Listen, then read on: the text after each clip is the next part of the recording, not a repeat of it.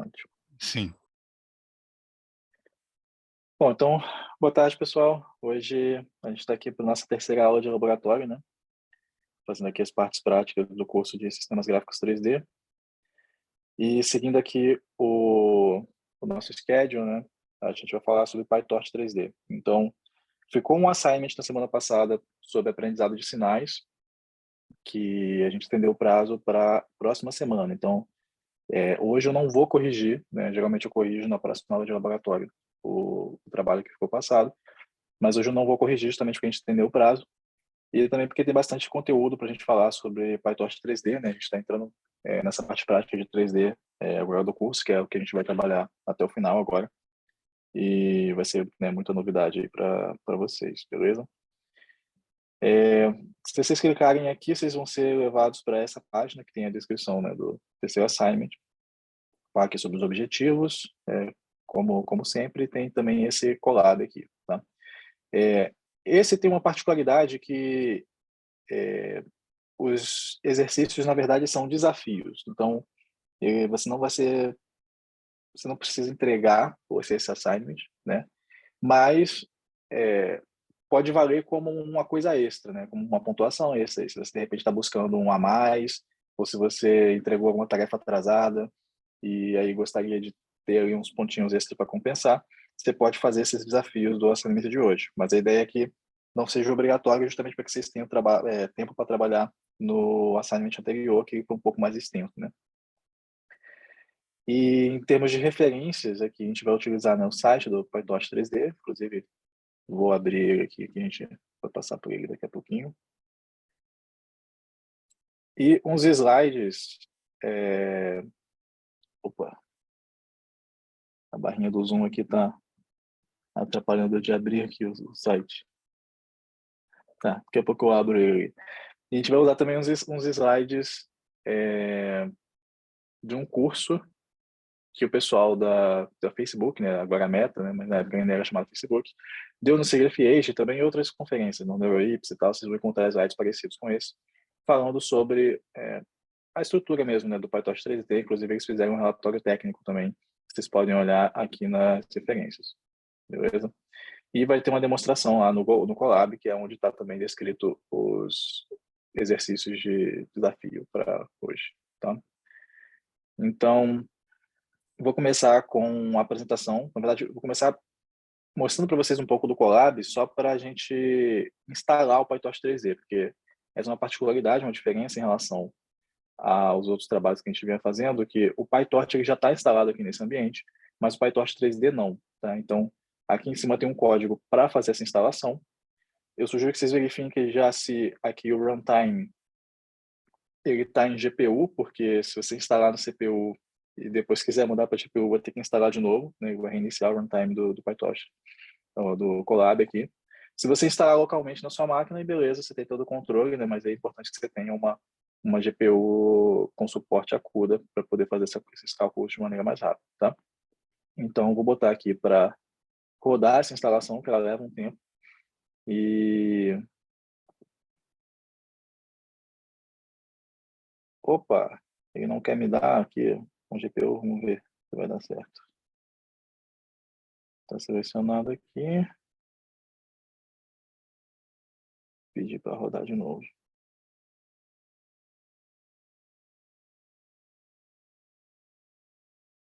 Ok, parece que agora vai. Então, enquanto ele inicializa aqui, né, conecta o runtime e faz a instalação aqui do PyTorch, a gente vai olhando os slides, tá? Beleza. Então, qual que é a ideia, né, do PyTorch 3D? Pensando assim num framework, né, para trabalhar com Deep Learning, né, fazer treinamento de redes neurais, assim.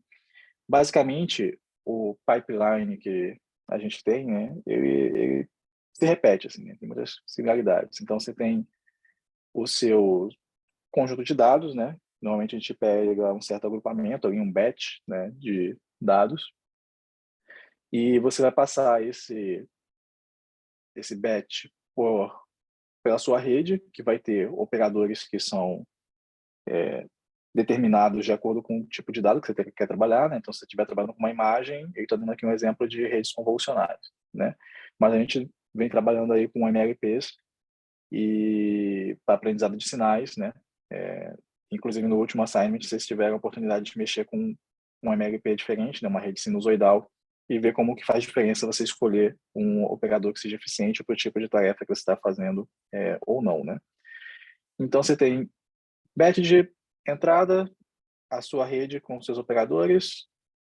No final, né, depois de passar os seus dados pela rede, você vai ter uma inferência em um valor de predito ali pela tua rede, que você vai comparar com o que você tem de ground truth, né, no caso de aprendizado supervisionado, e para isso você vai utilizar essas funções de perda aqui, certo? E você vai conseguir otimizar, né, e atualizar os parâmetros aqui do teu operador, né, da tua rede, no nosso caso, por meio de gradiente descendente. Então, para isso, a gente precisa fazer a computação inversa aqui, né, calcular os gradientes e fazer essa atualização dos parâmetros, né? Então, a estrutura é basicamente essa. E o que muda para quando a gente sai de 2D, por exemplo, para 3D?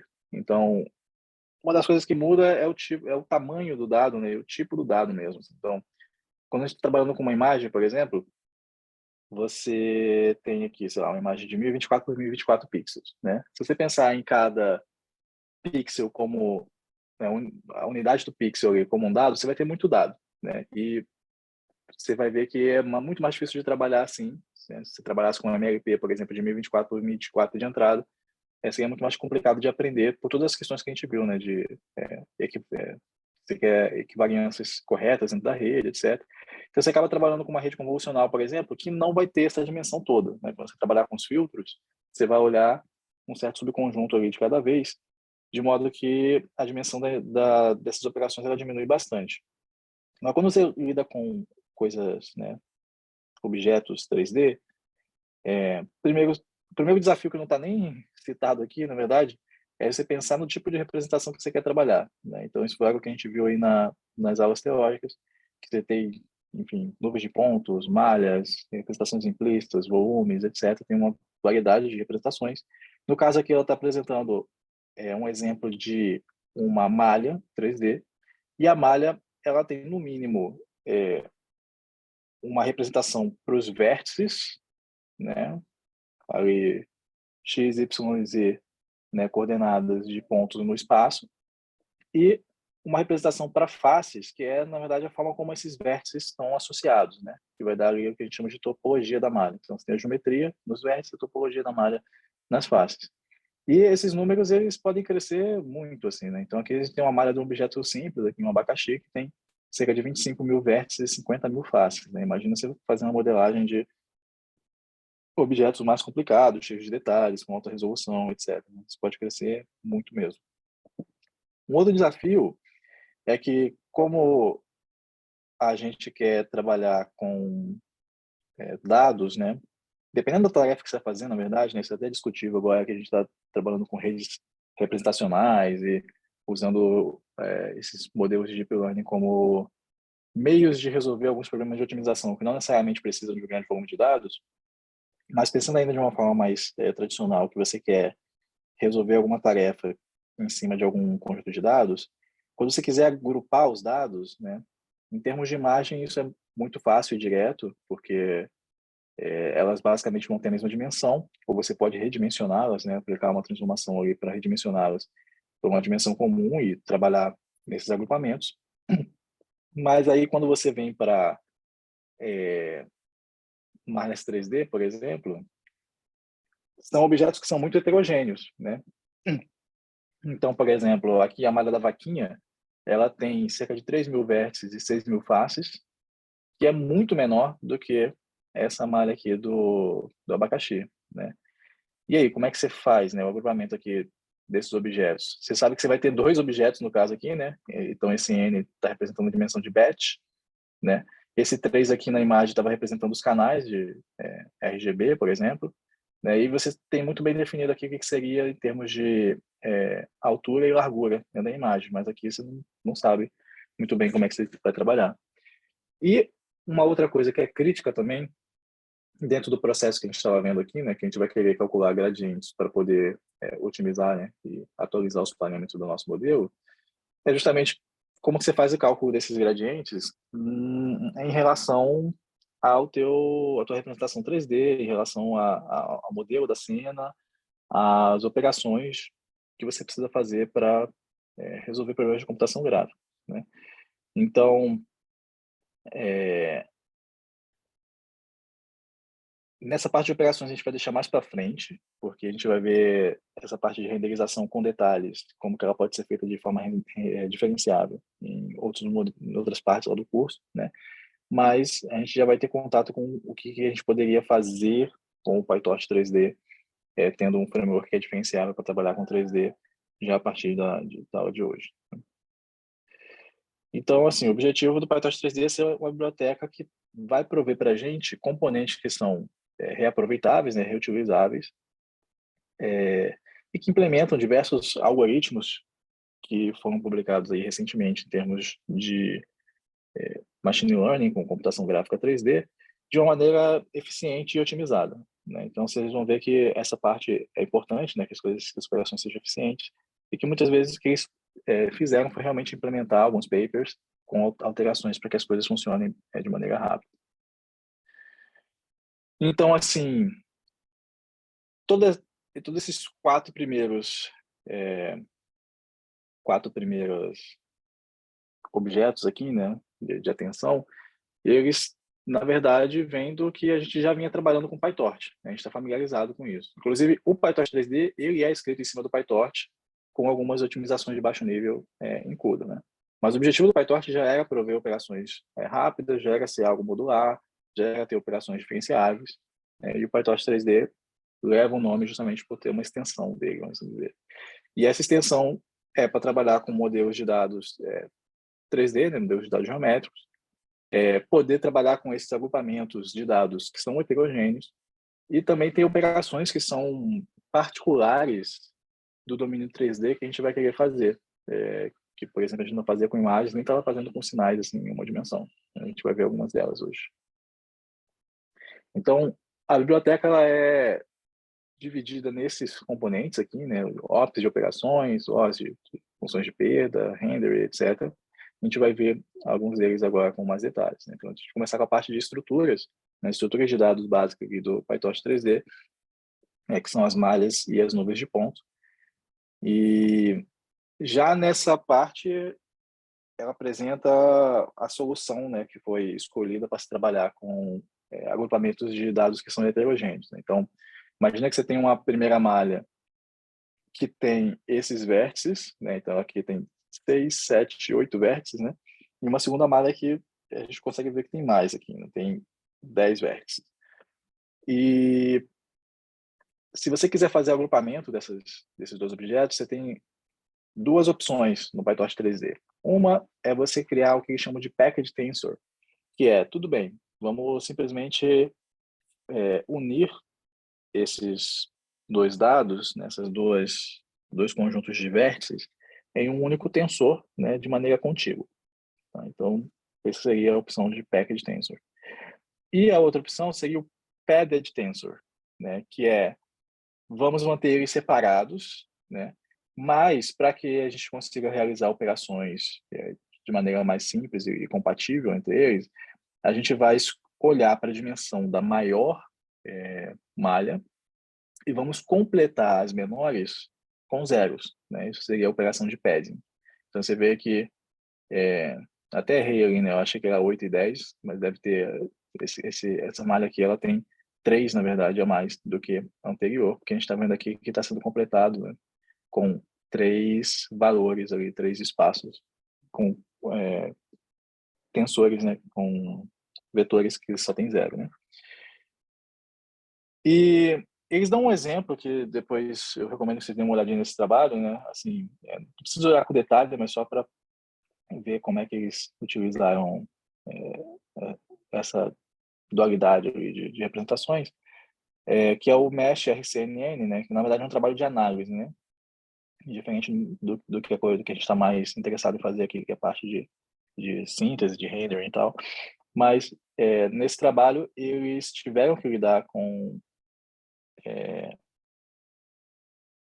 operações de alinhamento de vértices, em que eles precisavam de uma representação que era padded, e depois umas operações em cima de análise para entender features dos objetos, que eles usavam uma representação que era package. Então, assim, cada tipo de representação vai servir para algum tipo de operação diferente, tá? E aqui eles têm outras operações que, inclusive, estão implementadas também no PyTorch 3D e que tem relação com aquilo que a gente já tinha visto na aula teórica do Geometric Deep Learning, né? Como, por exemplo, convolução em grafos. Né? Você pode olhar a malha como um grafo. Né? E está tudo isso implementado aqui no PyTorch 3D. E aí, como que a gente vai ver isso lá no código? Né? Então, essa estrutura de dados ela chama meshes mesmo, no plural, né? E ela recebe uma lista de vértices e de faces, no mínimo. Né? O mínimo que tem que ter é isso, para que você possa criar. Então, aqui você tem uma variável mesh batch, né? Esse agrupamento de malhas, que foi construída justamente com essas duas listas aqui, né? Que, na verdade, a gente só está tendo dois representantes aqui, mas tem esse reticência, que poderia ter vários valores. E para pedir a representação package dos vértices, né? Você pede aqui vértice package, e você pode pedir também alguns vetores, né? Que chama aqui de auxiliares, assim, que, por exemplo, o índice, quando você tem o vetor package, você precisa saber, né? Vamos olhar aqui. Eu juntei todos eles, mas como é que eu sei onde começa a segunda malha, onde começa a terceira malha, etc. Então você precisa armazenar esses valores, né? De qual que seria o primeiro índice de cada uma delas, se você quiser trabalhar individualmente, né? Então você pode pedir aqui o primeiro índice da malha, tá? E você também pode pedir arestas, pode pedir para ir calcular normal das faces. Então, tem algumas operações que a gente ganha de graça, assim, né? Não precisa ficar reimplementando. Deixa eu dar uma olhadinha aqui se já instalou aqui para a gente. É legal que a gente vai poder ver até na prática isso aqui. Já. Então, outros componentes que são muito importantes, né, para a gente poder trabalhar são componentes de entrada e saída, né, de leitura de arquivos, de escrita de arquivos, né, se quiser ler uma malha no formato OBJ, no formato PLY, que são formatos clássicos, assim, bem usados. Se quiser fazer operações, né, de, sei lá, rotação, transformações projetivas que a gente viu, né, na última aula. Então, aqui, ó, um exemplo de como que a gente pode ler um arquivo OBJ, importando aqui desse submódulo I/O, esse load OBJ, e você vê que a função retorna três objetos aqui diferentes, né? Então, um que são os vértices, outro que são as faces, e, finalmente, um auxiliar, que é onde vai estar outros atributos, né? Como o OBJ não necessariamente tem eles, ou tem todos eles, eles resolveram unir tudo nesse único variável auxiliar. Aí você verifica se tem normais, se tem coordenadas UV, né, de textura, se tem material e tal, essas coisas você pode verificar. E aí você vê que tem a diferença entre o load OBJ, que retorna o tensor de faces, e o tensor de vértices, o tensor de faces e o tensor auxiliar, e tem esse load OBJ as meshes, que já vai retornar aqui um agrupamento de malha mesmo, né? E você pode passar, inclusive, vários arquivos OBJs aqui, ele já vai criar para você o agrupamento de malhas.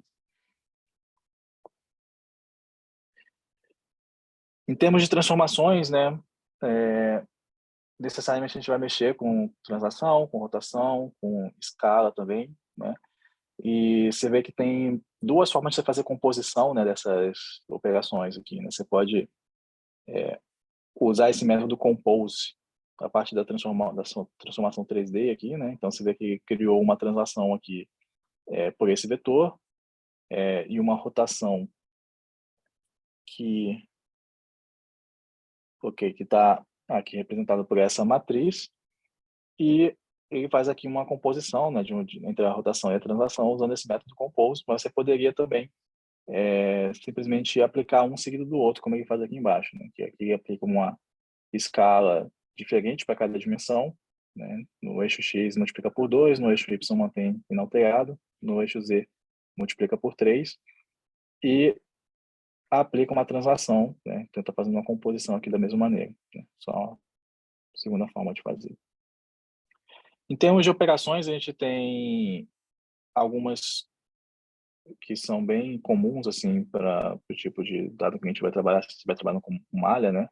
Inicialmente o Python 3D foi muito feito em cima de malha, depois ele foi integrando outros tipos de representações, e uma delas é essa KNN, né? Calcular os kvizinhos mais próximos. Então, pensando que você tem dois conjuntos de pontos, né? Esses azuis e o amarelo, por exemplo, se definir que o K é 5, né? Como está aqui no exemplo, ele quer, então, quais seriam os 5 elementos do amarelo mais próximos desse elemento aqui no azul, né? Você pode calcular isso para todos os pontos azuis aqui do conjunto.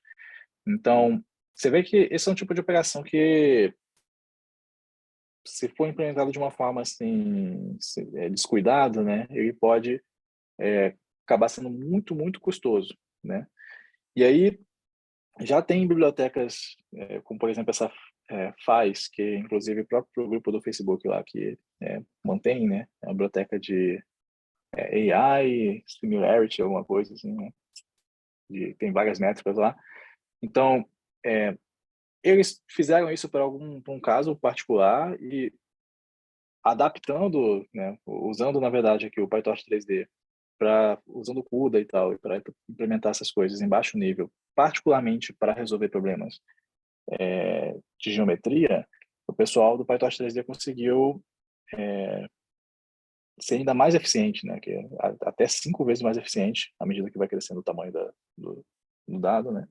Em termos de velocidade, né? Mesmo de processamento, e em termos de memória, o consumo foi semelhante, né? E inclusive dá para ver como que cresce, né, ou se modifica esse custo à medida que você aumenta o valor K, né, a quantidade de vizinhos que você quer utilizar. E eles também obtiveram uma performance 5 vezes, quase 5 vezes superior à implementação do FAIS. E, bom, a função está implementada aqui dentro do submódulo Ops e muito simples de utilizar, né? Se você tem dois conjuntos de pontos aqui, dois tensores, na dimensão aqui, né, número de batches e o resto de dimensão que você tem para o seu tensor, basta você utilizar a função aqui, knn points, passa os dois e a quantidade de K que você quer, e ele te retorna aqui, né? Então, ele vai retornar tanto... Você pode pedir mais coisas, né? Tem uns argumentos opcionais lá que você pode ir lá na documentação. Ele pode te retornar qualquer distância, pode te retornar o índice e coisas extras, se você quiser. Operação de convolução de grafo, né? Eu acho que a gente não vai usar isso muito aqui nesse curso, mas, enfim, se tiver algum trabalho, alguma pesquisa, alguma coisa que você tem interesse de fazer esse tipo de convolução em grafo, eu digo que a gente não vai usar muito porque esse tipo de aplicação que eu vejo de convolução de grafo tem mais a ver também com análise do que os problemas que a gente quer resolver, né? De você extrair features, vamos assim dizer, do teu objeto. Mas, basicamente, o que eles fazem aqui, nessa convolução de grafo, é achar... Você pega um vértice aqui, né? Aí você encontra os vizinhos deles, né? Quais são os arestas que estão conectados. E você vai usar alguma operação, pode ser soma, mas a operação pode ser diferente. No caso aqui, ele está dando exemplo de somar as features desses vizinhos, né? E aí você atualiza o valor aqui no caso original, né? Então, assim, bem parecido com a forma como a convolução discreta em imagens foi implementada, né? No sentido de que você está fazendo uma média, né? Ponderada entre os vizinhos. E isso pode ser útil para você construir features do teu objeto. E, mais uma vez, né, eles mostram aqui que tiveram ganhos de performance, né? E, no caso, eles comparam com o próprio PyTorch, que você poderia implementar essas operações utilizando só a API do PyTorch, mas iria consumir mais tempo e até mais memória. E aqui está implementado já de graça para a gente. Funções de perda. Isso aqui é bem importante. A gente vai utilizar em alguns assignments, por exemplo, a chamfer loss, né, chamfer distance, que é uma função de distância que funciona da seguinte forma. Então, pensa que você tem esses pontos aqui azuis, eles fazem parte de um conjunto, e os amarelos fazem parte de outro conjunto, né? E aí você quer encontrar quem que é o mais próximo de cada... Para cada azul, você vai encontrar quem é o representante mais próximo no amarelo. Faz isso primeiro. Para cada azul, você encontra quem é o representante mais próximo no amarelo. Você pega a distância entre eles e aí você soma. E aí você tem um certo valor. Só que se você pegasse só isso, você não ia ter uma distância, porque ela não seria simétrica, né? Porque se você olhar do lado oposto, se olhar para cada amarelo e você pedir quem é o azul mais próximo, você pode ter valores diferentes, né? Inclusive até porque aqui você tem, por exemplo, 4 elementos amarelos e 3 elementos azuis. Então você faz a mesma coisa do outro lado, né? Para cada amarelo você encontra quem é o azul mais próximo, toma essa distância e soma também, né, sobre o conjunto todo. E aí quando você soma esses dois aqui, aí beleza, aí não faz diferença se você está pegando a distância de S1 para S2 ou de S2 para S1. Você tem a transfer distance. E aqui é um exemplo que você poderia implementar a transfer distance diretamente no PyTorch, mas você vai explodir aqui em tempo e memória se você usar aquele código ali. Então, a otimização do PyTorch 3D também muito valiosa. Principalmente, olha só, como tempo cresce pequeno e memória praticamente não cresce. E aí um exemplo de como utilizar isso aqui, tem duas malhas aqui de esferas que tem resolução diferente, inclusive, e tem já essa função aqui lá em Ops também, que é uma função interessante que a gente vai utilizar para fazer a amostragem de pontos sobre as malhas, e aqui está mostrando 5.000 pontos sobre a esfera 1, 5.000 pontos sobre a esfera 2, e calculando a transfer distance entre as duas. Você não precisa usar a mesma quantidade de pontos, tá? Poderia ser, sei lá, 4.000 de uma, 5.000 de outra, que funciona do mesmo jeito, igual a gente viu ali, tinha 4 amarelos e 3 azuis.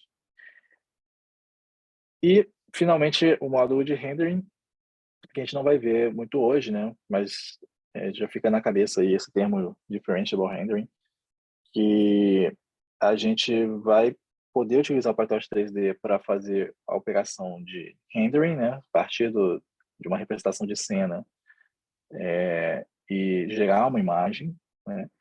E o inverse rendering, né? Que é a partir da imagem a gente vai poder calcular os gradientes, né? Em relação a parâmetros da cena, né? Então, aqui está derivando a imagem em relação, né? Na verdade, a loss function, né?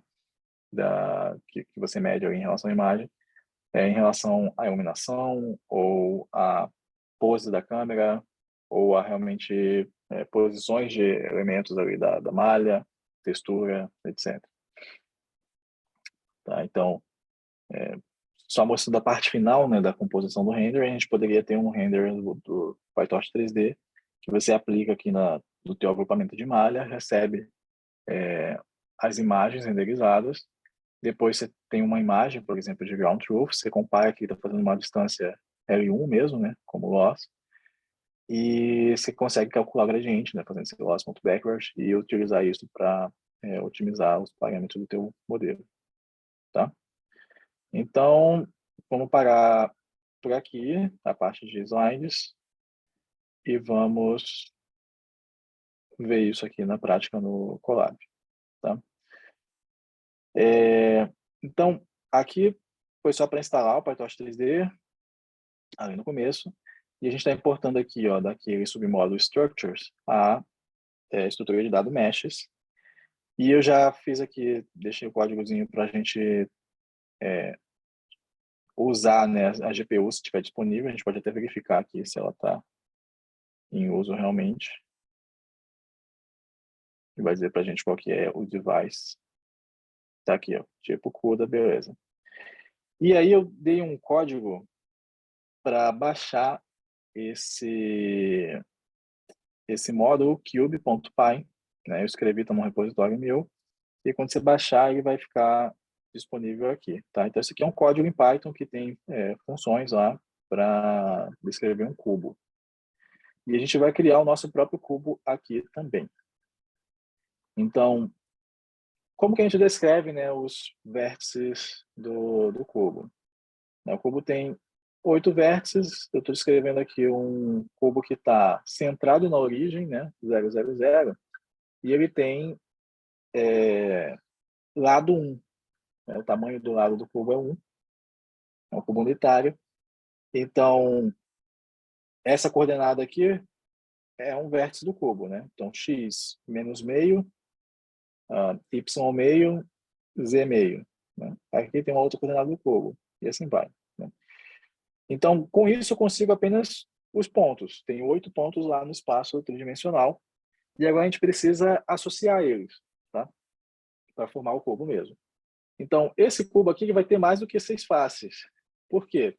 A gente está trabalhando com faces que são triangulares e não quadriláteros. Então, quando eu boto aqui 0, 1, 2, eu estou dizendo que o vértice aqui na posição 0, o vértice no índice 1 e o vértice no índice 2, eles formam um triângulo. A mesma coisa aqui, 2, 3, 0. Então, aqui a gente, inclusive, está formando, esses dois aqui, eles formam um quadrilátero, né? Porque eles estão compartilhando aqui o 0 e o 2, e aí aqui está aparecendo o ponto extra que a gente não tinha visto. Então, essa é a forma de você fazer a descrição, né? Isso é uma das formas de fazer a descrição de uma malha de triângulos. A gente já deu o código aqui na mão mesmo, bem visível. Você pode até brincar com isso, experimentar, fazer alguma alteração aqui. Então, vamos executar. Legal, criamos essas duas variáveis. E aí, aqui do módulo cube, eu vou importar essa função cube. Deixa eu ver se dá para a gente ver o código do módulo aqui. Dá. Então, se quiser olhar, tem aqui os mesmos vértices e tal, né? Só que tem uma função a mais que cria um cubo por subdivisão aqui, né? E aí tem o nível 0 e outros, você pode passar um valor diferente aqui, ele vai fazer um cubo com mais pontos, né? Um cubo que tem mais vértices, mas que ainda tem a cara de um cubo, né? Você vai subdividir os vértices. E aí, justamente aqui, a gente vai criar esse cubo mais refinado, saindo do nível 0 para o nível 1. Então, foi criado o cubo mais refinado. E a gente vai... E o exemplo é justamente para mostrar que a gente consegue agrupar, né, malhas que são heterogêneas. Então, aqui a gente tem como vértices esse cube vértice 0, que a gente viu aqui em cima que tem 8 vértices. E eu vou pegar a lista de vértices do cubo refinado aqui, tá? Então, vamos fazer alguns experimentos aqui para vocês olharem algumas coisas, tá? Vamos lá. Refined Cube. Se eu simplesmente jogar isso aqui, ele vai me dizer que é um objeto do tipo meshes. Beleza. Isso que aí repara o seguinte, se eu embora eu tenha uma única malha ali, né, o objeto ele é meshes no plural, porque ele é um agrupamento de malhas, é um agrupamento que tem uma única malha. Então, como é que eu sei o tamanho, né, a quantidade de malhas que tem lá? Eu posso pedir aqui, usando essa função len, que a gente usa em Python para saber o tamanho de listas e de outras coisas. Se eu usar len em cima do cubo refinado, ele me diz, tá, tem um só. Se eu pedir a lista de vértices desse cubo refinado, você vê que eu vou ter uma lista de tensores, tá? Então, ó, tá abrindo aqui, ó, e fechando aqui. Tem um único elemento, mas é uma lista. É uma lista com esse tensor. E você vê que ele tem muito mais vértices do que a gente escreveu ali, né? Porque a gente dividiu mais ainda os nossos triângulos, tá bom? Então, por conta disso, que eu boto aqui a lista de vértices e o índice 0, para a gente pegar só o tensor que está ali dentro. Eu não quero a lista, eu quero um tensor específico. Isso. Então, eu tenho um tensor aqui, tem um outro tensor aqui, que a gente está criando a partir do CubeVert 0. E eu fazer a mesma coisa para faces, né? Então, a gente tem a definição das faces aqui, do primeiro, e as faces do segundo estão definidas ali na Faces List, também 0. Tá? E com isso, a gente cria esse agrupamento aqui das malhas.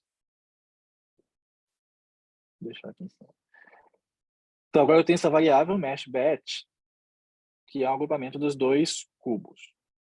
E aqui está o código que a gente viu ali acabou de ver ali nos slides, né? Que eu posso pedir aqui a representação package, né, dos vértices. Vamos olhar ela aqui.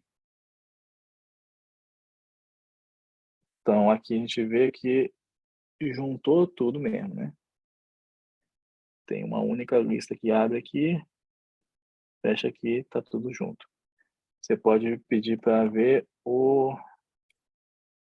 as dimensões dele, né?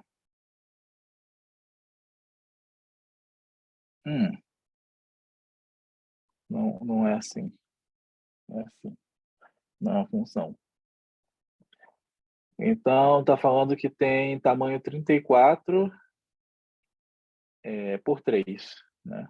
Então, 34 linhas ali com 3, né? X, Y, Z. E a gente pode pedir também padded. E aí aqui a gente vai conseguir ver que começa a preencher com zeros, né? A partir de um certo lugar.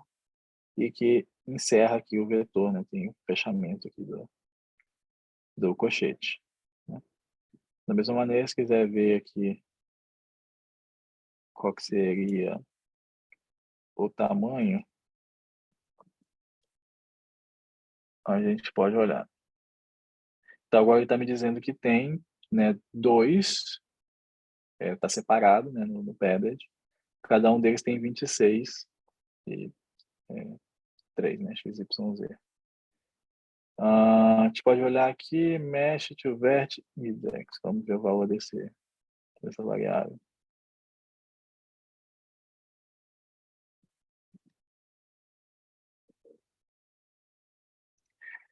Beleza, então, ó, o primeiro objeto ele começa no índice 0 e o segundo começa no índice 8, né? Compatível com o que a gente espera, né? Porque de 0 até 7, a gente tem os 8 vértices do primeiro cubo, que é menos refinado. Aí, a partir do vértice 8 até lá o 25, né? Deve ser isso.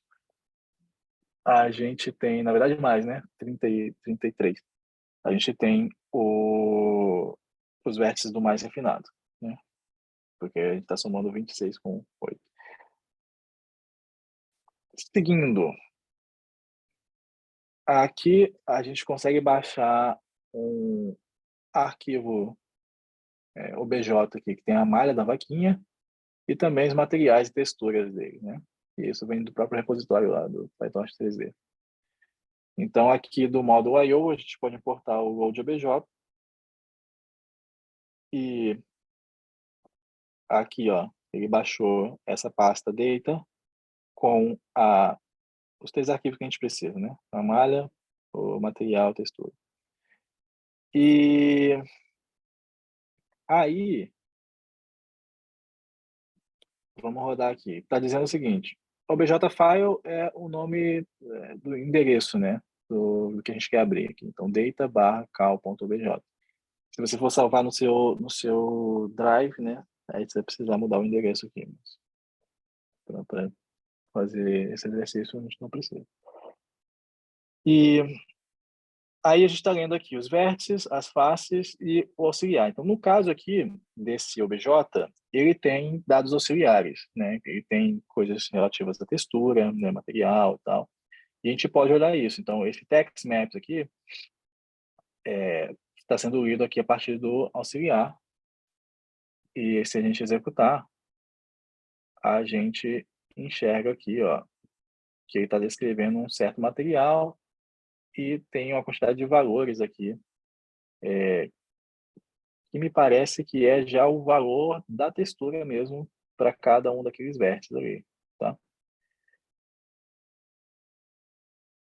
E aí, se quiser olhar a textura, é isso mesmo. TextMap é o valor da textura, e a gente pode olhar ela com o Matplotlib aqui, que ela tem essa carinha aqui. Então, essa textura é a textura da malha de uma vaca, assim, se você usar isso em cima da malha, com as coordenadas corretas, que estão calculadas aqui, né, no vértice UV. Então, isso vai ser conteúdo que a gente vai ver mais para frente lá no curso, né? Inclusive, a gente vai fazer a renderização mesmo. Então, cada vértice ele tem aqui uma coordenada entre 0 e 1, né? Então, a coordenada U e a coordenada V, que diz da onde ele está amostrando dentro dessa imagem aqui, né? Então, de maneira normalizada, 0 a 1 aqui em X, 0 a 1 aqui em Y, né? Então, esse vértice aqui, por exemplo, que a gente nem sabe quem é, sabe que ele está pegando alguma informação de cor por aqui, assim, né? Por essa região aqui, 0,8, 0,6. Aí vem a parte que vocês vão explorar mais, né? Quem quiser fazer os desafios, que são as partes de transformações, que na última aula teórica a gente viu muito de transformação projetiva, né? Com aquela geometria para computação gráfica, como que isso se relacionava com questão computacional. Então, a gente vai explorar um pouco disso e da parte de geometria mesmo também, né? Então, vamos importar aqui de Transforms, Transform 3D, Rotate e Translate.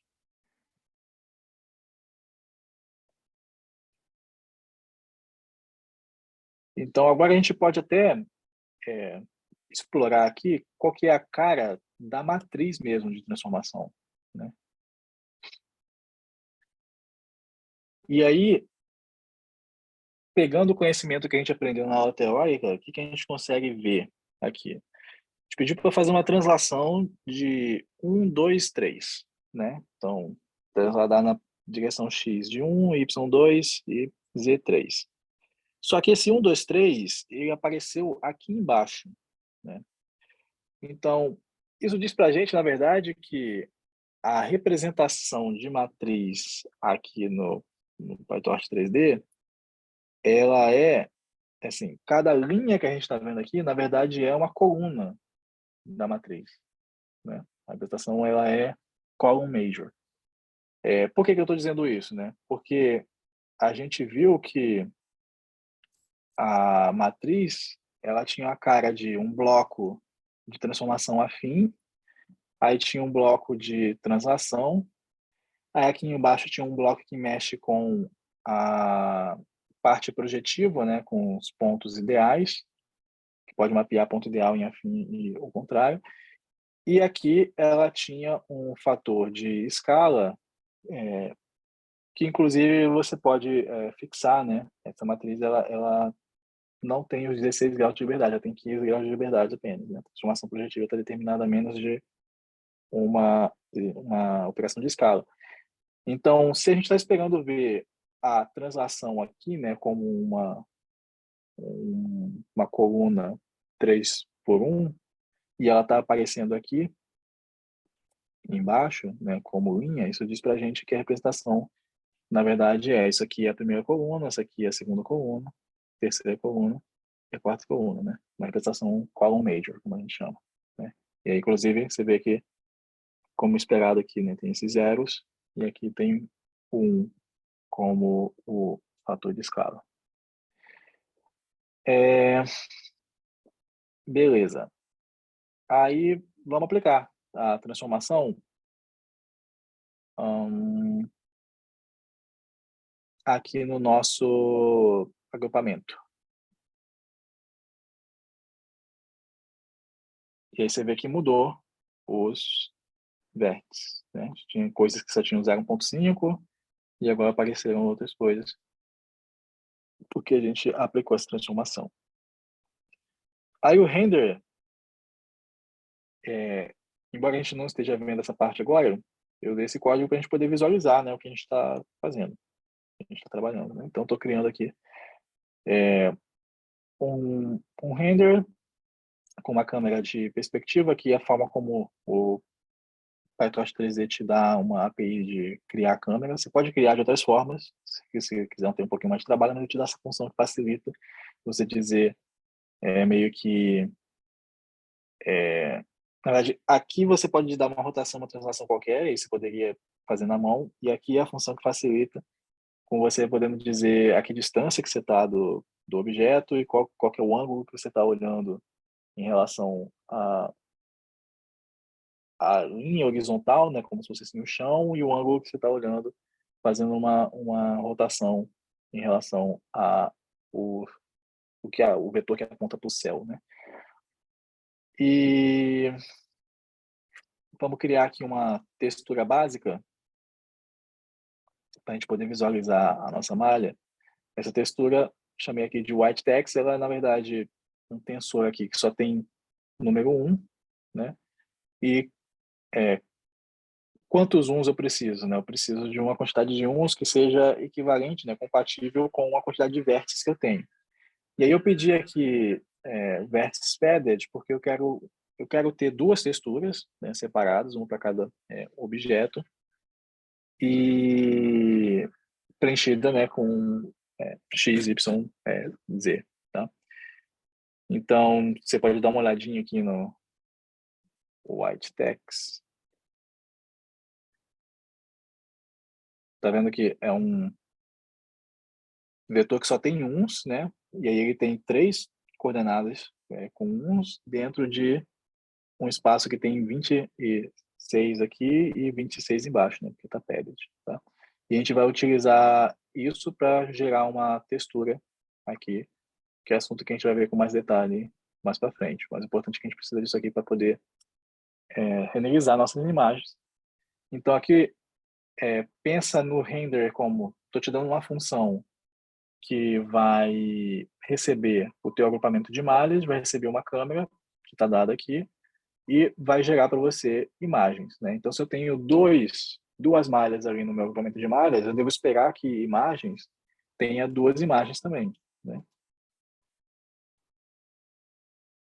Tá lá, tem duas imagens também para gente. Se você quiser olhar a dimensão completa de imagem, você bota aqui shape. E aí diz aqui para gente que são duas imagens de 512 por 512 com 4 nessa última dimensão, que na verdade é RGB e alfa, né? Pode ter transparência nessa renderização. E foi aqui que eu especifiquei o tamanho da imagem, tá? De 512. E aí já estou dando uma função aqui para visualizar também, que você pode usar aqui para fazer a visualização dessas imagens. E vai mostrar para a gente os dois cubos. Beleza? Então, eles são iguais, né? Porque eles foram criados, assim, um é mais refinado que o outro, mas os pontos, os vértices extras, eles estão em cima, né? Eles estão no mesmo plano aqui. Então, não tem nenhuma protuberância, tem nada de especial aqui em relação a esses cubos, né? Da mesma forma como a gente consegue pensar no cubo como tendo um quadrilátero aqui, e a gente teve que dividir, né, manualmente lá em dois triângulos, esse cubo mais refinado ele foi dividindo cada um dos triângulos em mais triângulos. É só isso. Tem mais vértices, mas ele continua sendo cubo.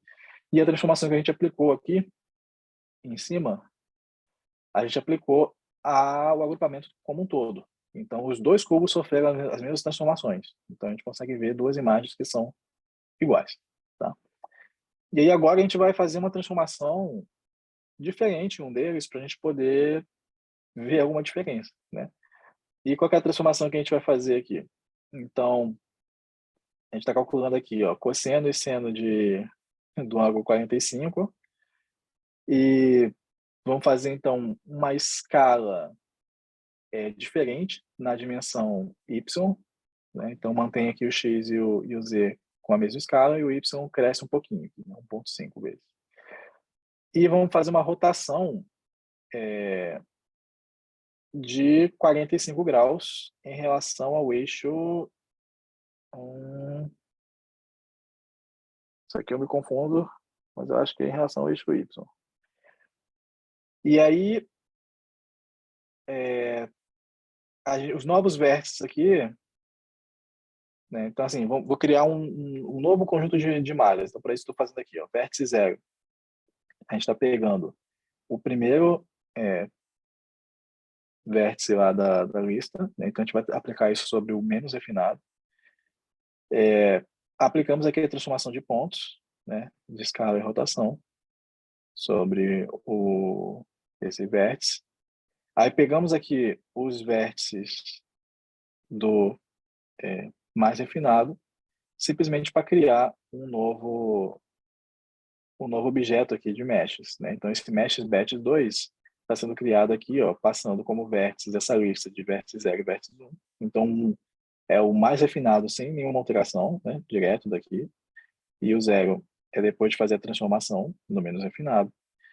E a lista de faces, ela não muda, né? A gente está botando aqui, ó, exatamente a mesma da anterior. Por quê?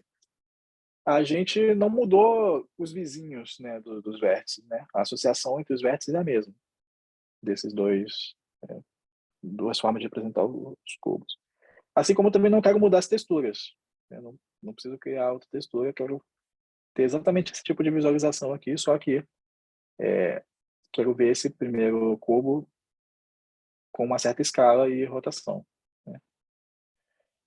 E agora a gente vai ver aqui o que aconteceu. Opa, esqueci de rodar esse aqui antes. Então, rodamos esse e rodamos esse. Então, na verdade, ele girou aqui em relação ao eixo Z, né? O eixo que está entrando. Beleza? E o primeiro se manteve inalterado. Então, em termos de desafios para essa primeira parte, tem as seguintes questões aqui, né? A primeira é você experimentar mudar a textura daquele objeto mesh batch de forma que cada cubo tenha uma cor diferente, né? Então a gente criou aqui esse white text de uma maneira bem homogênea, né? Tudo igual, assim, e os cubos eles têm a mesma cor, né? Então, o meu desafio é você conseguir modificar esse tensor de textura ou criar um novo, enfim, opção sua, de modo que quando você visualizar o cubo da esquerda vai ter uma cor diferente do cubo da direita, né? Você pode mudar a cor dos dois, ou enfim, mudar de um só. O importante é que eles tenham cores diferentes. O segundo desafio é você experimentar outras transformações e composições, né? Em termos de rotação, translação e escala. Então, é basicamente ficar brincando com esse código aqui, né? E aí você pode incluir composição de translação também nele. E uma coisa que eu sugiro é você mudar a ordem dessas composições. Então, por exemplo, rotacionar e transladar, e depois transladar e rotacionar. E ver o que acontece quando você muda a ordem dessa composição. Tá? A mesma coisa com a escala também. Né? Pega os três, faz algumas combinações diferentes, muda a ordem e você vai ver o que acontece. Então, essa já é uma coisa legal aí para vocês experimentarem, quem tiver, né, curiosidade de botar a mão na massa ou quiser buscar aí uns pontinhos extras. E aí tem uma outra parte que eu queria mostrar para vocês que faz conexão com o que a gente vinha fazendo já, né, nas aulas práticas anteriores. Então, no primeiro assignment, a gente fez o aprendizado de uma função de R em R, né? Função algébrica, inclusive você tinha fórmula e tal de R em R. Aí, no segundo assignment, vocês estão trabalhando agora, você está fazendo aprendizado de uma função de R2 em R, né? E aqui a gente vai ver como que você poderia representar objetos 3D como uma função do R3 em R. Tá? Não vou mostrar a parte de rede neural, vou deixar ela como um desafio. Mas vou mostrar como é que você pode usar isso e visualizar usando o PyTorch 3D. Então, a gente vai importar aqui essa função Cubify e esse modo, esse objeto I/O, nessa classe, I/O. E eu estou definindo aqui uma certa região, né, que vai ser o domínio de trabalho no espaço. Então, esse cubo de -1 a 1, né, -1 a 1, cartesiano -1 a 1 aí, ao cubo, né? E eu vou subdividir o espaço em cubinhos que vão ter dimensão menor, né? Quantos cubinhos eu vou querer? Então, eu vou subdividir de maneira igual, né? De maneira isotrópica. Eu quero 64 cubinhos em x, y e z, tá? Então, eu vou criar uma variável aqui que chama de volume, que vai ser a minha abstração, né? A minha representação para esse espaço subdividido em 64 ao cubo, cubinhos, tá? Então, eu estou criando aqui um tensor cheio de zeros e ele tem 64 em cada dimensão, né? Você pode fazer uma coisa anisotrópica, trocar aqui esses valores se você quiser experimentar depois, mas a gente está fazendo assim. Beleza? Então, esse é o volume. Deixa eu rodar aqui. E aqui eu criei dois exemplos de funções que a gente tem a expressão algébrica delas, que definem objetos conhecidos, assim, né? Então, essa aqui é a expressão, a definição implícita de uma esfera de raio aqui 0,8, né? E aí você vê, né? X0, assim, está fazendo o seguinte, né? Recebi um valor, estou assumindo que esse valor é um ponto, né? Que tem x, y, z, né? Tem três coordenadas. E aí no x0 eu estou pegando o x, x1 estou pegando y, x2 estou pegando o z, né? Eu levo todos eles ao quadrado, somo, subtrai aqui. Então vamos olhar primeiro só para esse, depois a gente pega o tórico. Então, estou definindo aqui que a minha função aqui vai ser essa esfera, foi definida ali em cima, e a gente vai atribuir um valor para cada cubinho do espaço, tá? Então, o que a gente está fazendo aqui com esse volume é transformar ele numa função de ocupação de um objeto 3D. Tá? Função de ocupação do objeto 3D. Como é que funciona essa função de ocupação? Se eu pego um cubinho, eu olho aquele cubo. Se o objeto não passa ali, o valor é zero. Se o objeto passa ali, né, se tem alguma parte do objeto dentro daquele cubo, o valor é 1. Tá? Então, é uma função de ocupação bem simples, assim. E aí, como é que eu verifico se o objeto passa ou não passa ali, né? Eu preciso calcular, para cada cubo, eu preciso calcular uma coordenada ali, que eu escolhi, sei lá, o centroide do cubo. Na verdade, eu pensei no centroide do cubo, mas como a conta está feita aqui, ele está um pouquinho deslocado, na verdade. Eu botei isso como um desafio para vocês mudarem. Mas imaginei que está no centroide do cubo. Então, para cada cubo, você calcula uma coordenada ali dentro e você avalia o valor dessa coordenada na função implícita que você tem, né? E aí, se você tem um valor menor ou igual a zero, você sabe que você está sobre, né? No caso que é zero, você está sobre a superfície. Quando for menor, você está dentro da superfície, né? Então, como eu inicializei tudo com zero, assumi que a ocupação no começo é zero, né? Está tudo vazio. E apenas quando o valor for menor ou igual a zero, eu vou mudar para 1. Vou dizer, ok, então nesse cubo aqui, ou ele, né, eu tenho um pedaço da superfície, estou dentro da superfície, eu estou sobre a superfície de alguma forma. Tá? E aí, no final, esse volume aqui, ele é uma função de ocupação do objeto que você queria representar. No caso aqui, é a esfera. Beleza? E aí, o que você faz com essa função de ocupação?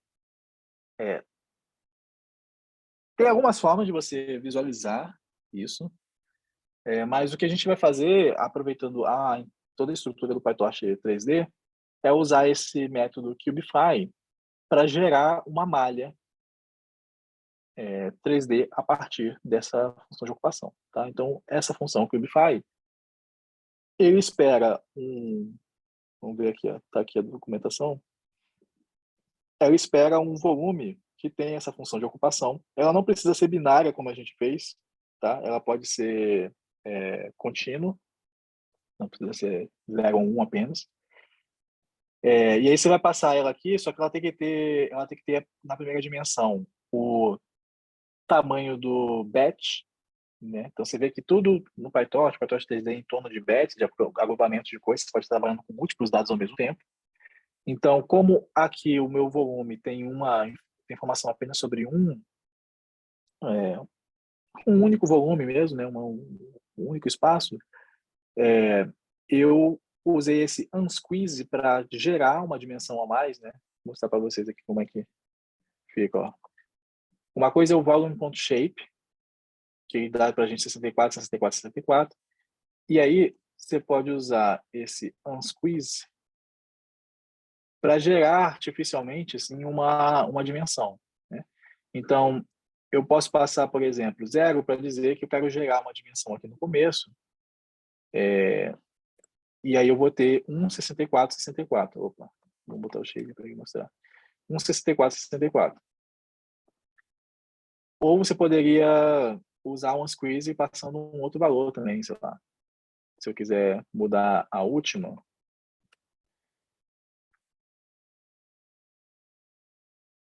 aí a gente vai ter 64, 64, 64, 1, que seria tipo, pega todos os valores ali e bota dentro de caixinhas com um único valor, né, no tensor. Se eu for olhar aqui, ó.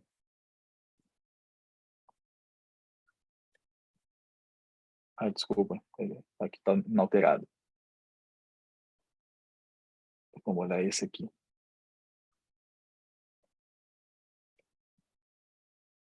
Isso.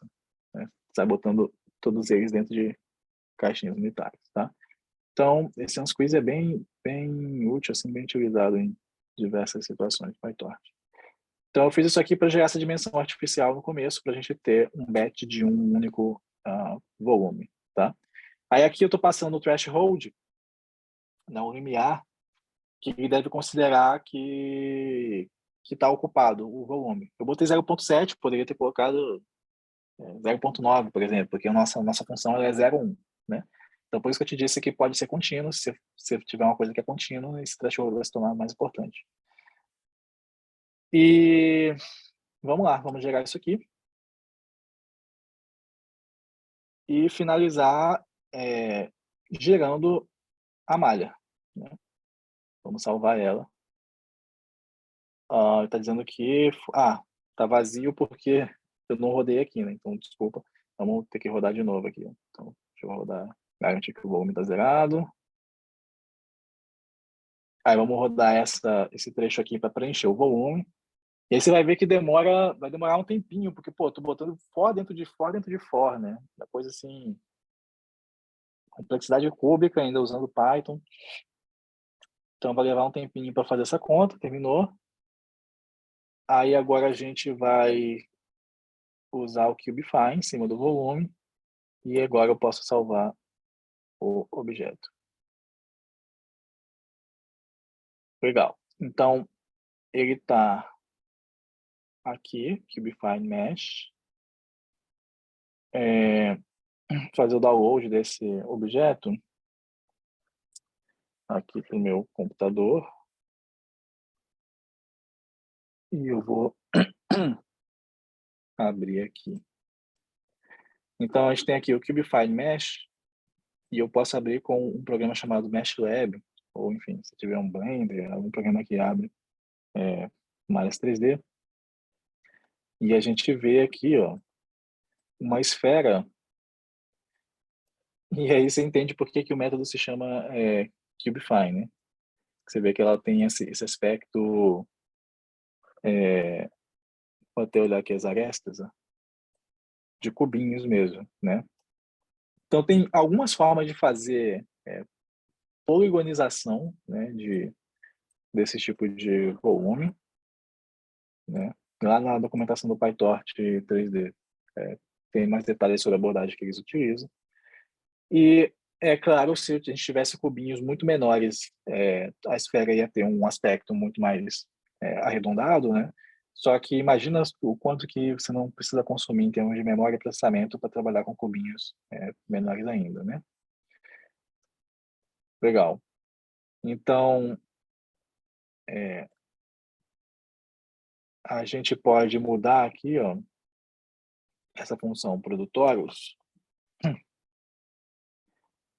e, opa, tô perdendo um tempinho aqui porque eu tenho que zerar. Então, eu pedi para rodar isso aqui em cima do que a gente já tinha de volume, só que o nosso volume ele foi preenchido com a ocupação da esfera, né? Então, a gente não vai conseguir ver o que a gente gostaria de ver, né? Então, o ideal é que a gente rode de novo todas essas três partes aqui, né? Então, enquanto ele vai rodar, eu já vou explicar aqui os desafios, pelo menos o primeiro desafio, que é justamente otimizar o código que está aqui com vários fors, né? Então, a gente viu que muitas das coisas que o PyTorch 3D faz é implementar de forma correta, assim, de forma eficiente, determinadas operações. E aqui, por exemplo, a gente não está usando, né, necessariamente o PyTorch 3D para isso, mas justamente eu fiz esse conjunto de fors aqui para mostrar para vocês que como é que é a diferença entre você implementar a coisa do jeito certo e de qualquer jeito, né?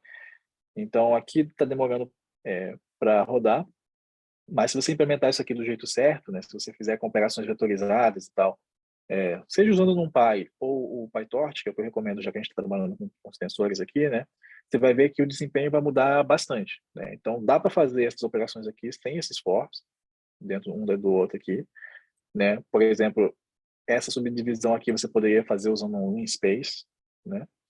Que eu acho que a gente já até viu no assignment anterior, tem alguma célula que usa linspace. E você pode fazer operações. As operações não precisam ser feitas sobre um ponto só, né? Você pode pegar todos os x e elevar eles ao quadrado de uma vez, todos os y e elevar ao quadrado e tal. Então, a primeira tarefa aqui é justamente você substituir os for loops ali por operações vetorizadas e ver que o desempenho vai melhorar bastante, né? Para você implementar isso. Aí, vamos rodar aqui o Torus agora. Deixa eu apagar essa malha aqui.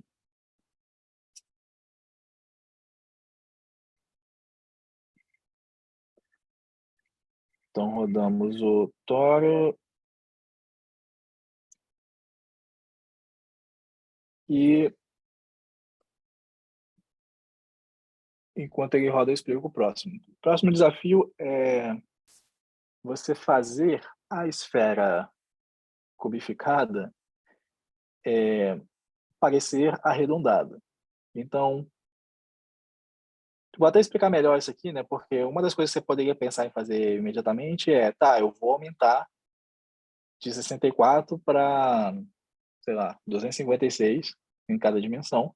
Esses cubos vão ficar bem menores e ela vai ter um aspecto mais arredondado. Isso é verdade.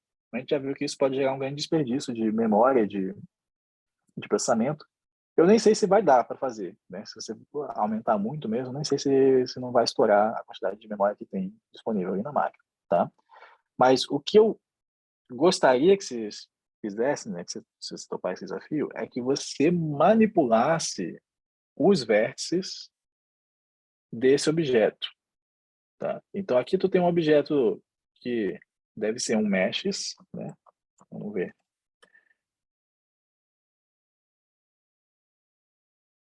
Então ele é um meshes, então você pode ter acesso à lista de vértices dele, né? Senão não precisa mexer na topologia, nas faces, só nos vértices.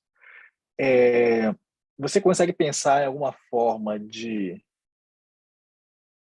mexer esses vértices de modo que no final você vai ter uma esfera com um raio desejado, né? O raio que você queria ali, com esse aspecto mais arredondado, né?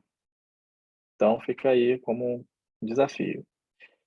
E o último desafio é você treinar uma rede neural para aprender uma função de ocupação de alguma superfície 3D, né? E aí você vê que você poderia treinar isso e aplicar o Cubify para visualizar a tua rede.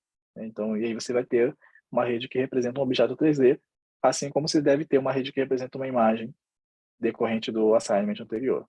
Né? E aí a gente fecha esse ciclo vendo que está tudo conectado, né? Tudo que a gente viu até o momento.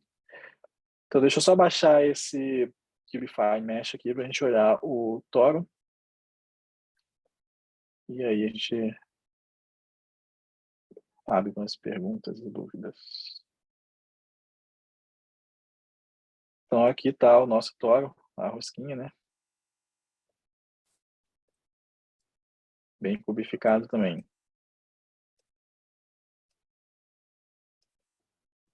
Beleza, pessoal? Então, é isso.